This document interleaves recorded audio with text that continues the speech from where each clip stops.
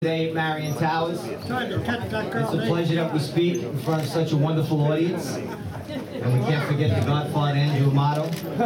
I have the privilege and honor of introducing someone who has ascended to the highest ranks of state government, but never forgetting where he was and where he came from.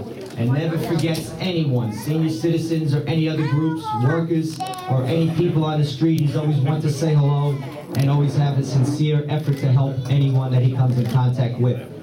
He rose during a time of crisis to become the governor of this wonderful state, and I have now the privilege to introduce Governor Richard Codey.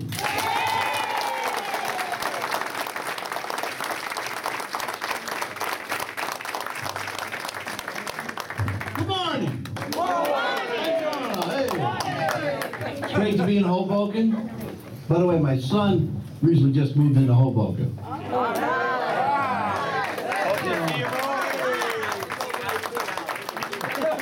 not talking about absentees. I don't want to go there. But I'll tell you a true story. He calls me. He said, "Dad, I got pulled over. I got a ticket." I said, Kevin, what did you do wrong?" He said, "Dad, I was talking on my cell phone." I said, "Well, okay, that's bad." I said, "It's doubly bad." He says, "Why, Dad?" I said, "That was my law, you violated." That's not good, Kevin. Not good. Not good at all.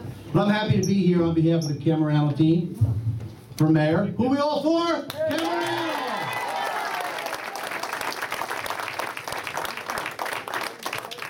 And does he have a great team that shows the diversity in this city, both geography, ethnically, gender, and every other way? Good, Michael. They're here, am I right?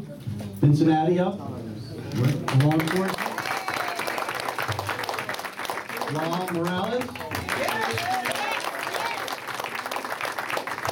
Angel Alicia. Good team. A lot of A's there. 2 A's. Not bad. Not bad. And by the way, a lot of people always ask me about how long in advance did I know I was going to become the governor? I didn't know from nothing that day. The true story is, that morning I took my wife to surgery at a local hospital. Not major surgery. And I said to the doctor, I said, "Doc, here's my phone number. When she's out of surgery, in recovery, call me, I'll be right up." So I go back to my office. All hell's breaking loose. Hold on there. Did she vote already by absentee? Twice? Good. This is Hudson, not Essex. We do it 3 times, pal. But when I get to my office, I finally get a call from the governor. Tells me he's going to resign at 4 o'clock. I hang up. I get a call from the doctor saying your wife is fine. She's in recovery. So I jump in my car. It takes me 5 minutes. You can imagine the drives to the hospital. I'm thinking, how am I going to explain this to my wife? What happened during surgery, right? When I get there, I told her what happened. She asked for the anesthesiologist to come back in and put her under. But I said to her, "Listen, look at it this way. Before surgery, you were a mother, you were a teacher, and a wife. You came out the first lady. It was an extreme makeover, right?"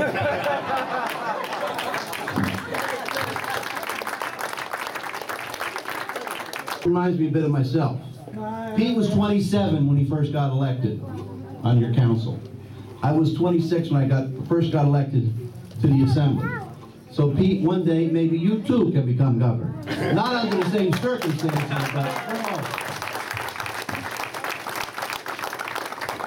but you know, this Hudson County is very important to the Democratic Party, and Hoboken is extremely important to Hudson County. What happens here in general elections determines whether or not somebody wins statewide. There's the 3 counties that really count the most. It's Essex, Hudson, and Bergen. We need a strong Democrat here in Hoboken. Not only first for the people and be bipartisan as mayor, but in a partisan election to help the party along. Pete Cammarano will be that mayor.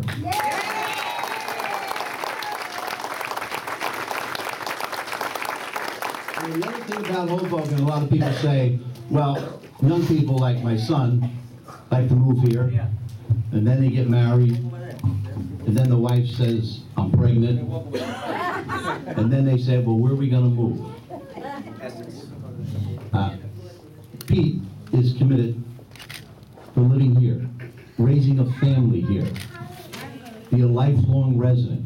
We need young people who live in Hoboken who want to live here the rest of their lives and realize what a great city it is. As we all know, this city has undergone a revitalization like no other city outside Atlantic City. You couldn't have had, can you imagine if you had casinos? Some of us would be broke. But at the end of the day, it's incredible. It really, 20 years ago, nobody would have thought Hoboken would be like it is. You'd have to pay $1 million for condos, right? It's unbelievable. Hope you sold at the right time, by the way. But listen, Pete can bring people together. He's young, he's energetic, he's a bright star of the Democratic Party, without question.